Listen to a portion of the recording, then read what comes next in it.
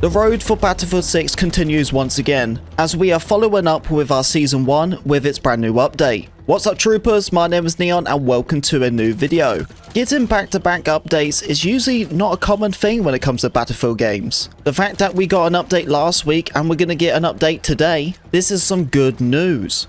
We actually have a lot to talk about for this one, as there's a lot of changes, fixes, but we can't forget about that new map, Eastwood.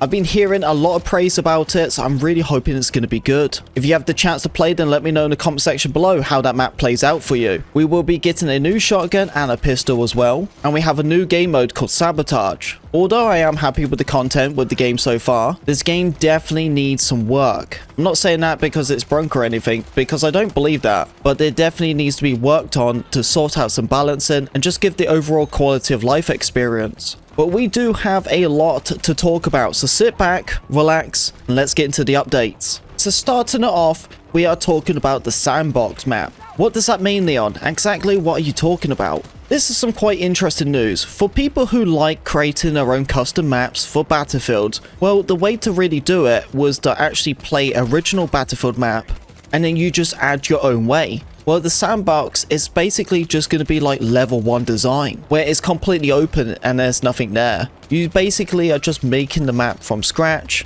as you're not copying over the original map. I do like this, and I do believe this is probably why we're getting some server issues time to time, because overall you're just adding more to the actual map. So to get rid of all of that extra stuff and then just have what you're designing, this is something I think is going to improve the portal side. This change here I thought was only for Battlefield Pro. When you go through the season pass, you actually get 2 bonuses paths, what you can complete. But I thought they were only for the Battlefield Pro. I don't think it is anymore, because apparently they're going to make this available for everyone for a limited time. I don't know if this is a free battle pass where you don't need to buy it. That's what I'm assuming. It just has to be a little part of the battle pass, what you can complete for free. If that is the case, that's awesome, but they did say it's limited time. And you're probably thinking, well, how long is it going to be? Honestly, it'll probably be until the season ends. So you still got over a month to complete that, and I think there's only like 8 tiers in each path. But that's good. More stuff to unlock, right? But me being a controller guy, this was something I was very interested in, as aim assist has been kind of all over the place since the launch of this game. There has been many ways we have been countering with this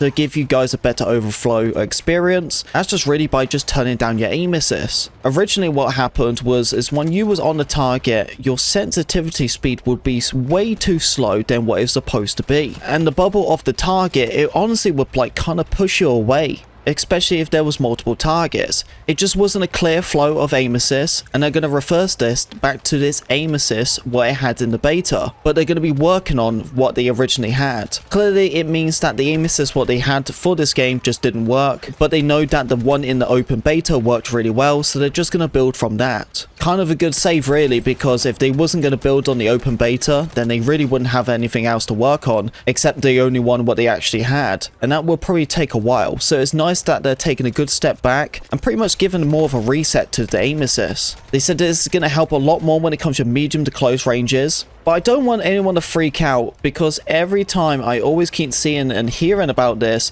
is everyone keeps making aim assist look bad. Aim assist, all it's doing is once you're on the target, it's just slowing down your sensitivity so you're not all over the place. It's not locking onto you. This isn't COD. Battlefield has never had like a full lock on aim assist. It doesn't work. All it's doing is basically once you're on the target, it just slows down your sensitivity, and that's it. That's the only aim assist you guys really get. It just depends on how much of that slowdown you really want to have. But currently right now, it just hasn't been working, because with the slowdown, it just wasn't correctly on the box, where the aim assist would push you away instead of actually helping you stay on target. So most people, all they were really doing, aim assist wasn't helping them at all, it was actually fighting against them. That's why many people just turned it all the way down, or just turned it completely off. But I am very excited to have this change, because I do believe that the open beta was probably the crispiest aim assist they had. It was just overall great. But let me know in the comment section below, how has the aim assist changed for you so far? This is another controller one, so they have fixed the issue of the dead zone, where it would ignore the first 10% of your movement while using a PlayStation 5 controller.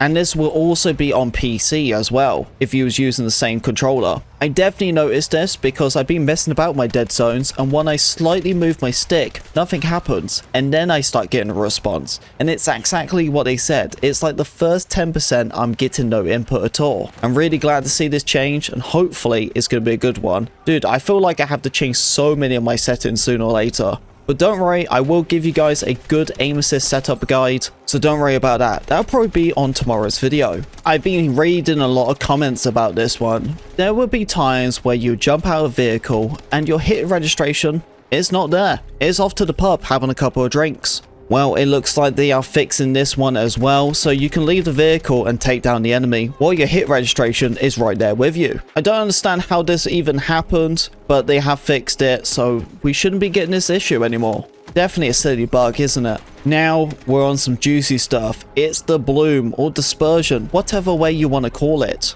They are going to be changing this and hopefully make many weapons great. They are going to be changing all of the bloom with every single weapon, but they are only going to slightly reduce it. They're going to just do it slightly, and I definitely understand why. This is something what they have to play extremely careful with, because if they mess it up, it could become a big issue. In the last Battlefield, when it came to removing bloom, it just changed where everyone could just take anyone out from 100 meters or even more. And this issue went on for basically like a year and a half. I do not want that to ever happen again. So I definitely understand why Battlefield is playing it safe with this, because this change right here can make or break the game. Honestly, we don't even know if this change is even going to break the game. I doubt it, as it's going to be a slight little bit of change, but they do have to be very careful with it. You can see that this is their first run with the change in the bloom, so just give them some time and give them all the feedback as you possibly can, so we can get it to the right spot where we need it to be. The reality is, troopers,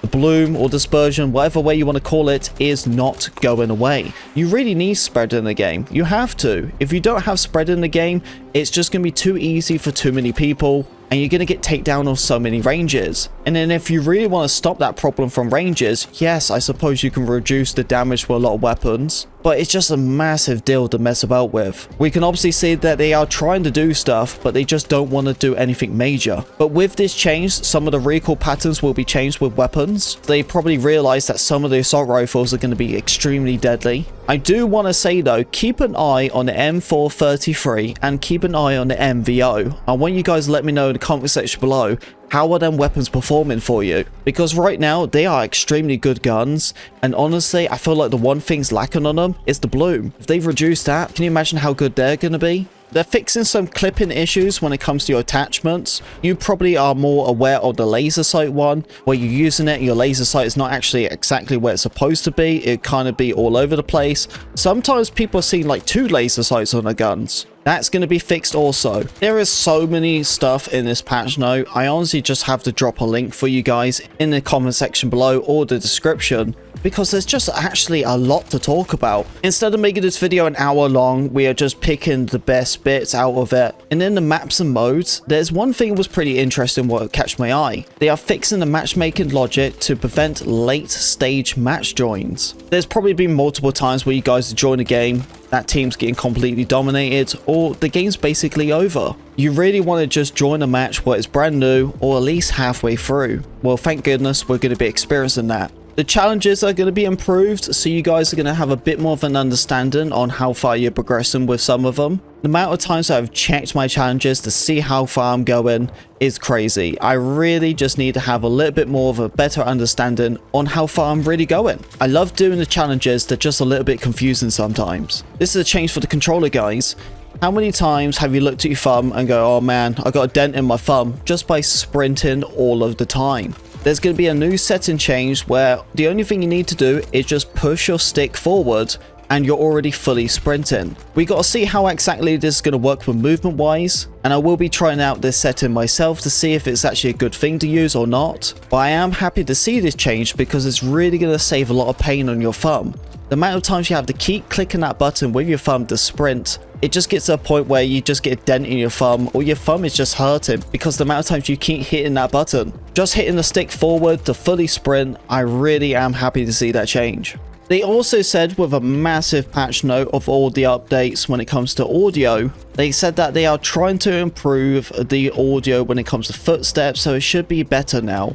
I really do feel like that was more of a Battle Royale problem because I haven't had too many footstep issues when it comes to multiplayer, but I do have my audio as war tapes. But better audio is a better experience because, dude, it helps you out so much just hearing some audio and being like, I know where that guy is. Well, that's all the juicy news when it comes to the patch notes. As I said, there is so much in there. I will drop a link so you guys can read through them if you need to, but they were some of the most important ones. By the time you're seeing this video, the update should already be out or be out in the next couple of hours. But please let me know your experience overall in the comment section below. And I will be streaming later on tonight so you guys can tell me even more about how you're feeling with the new season and this new update. Thank you very much for listening to me talk. If you did enjoy the video, don't forget to leave a like and of course subscribe. And as always, I'll see you on the battlefield.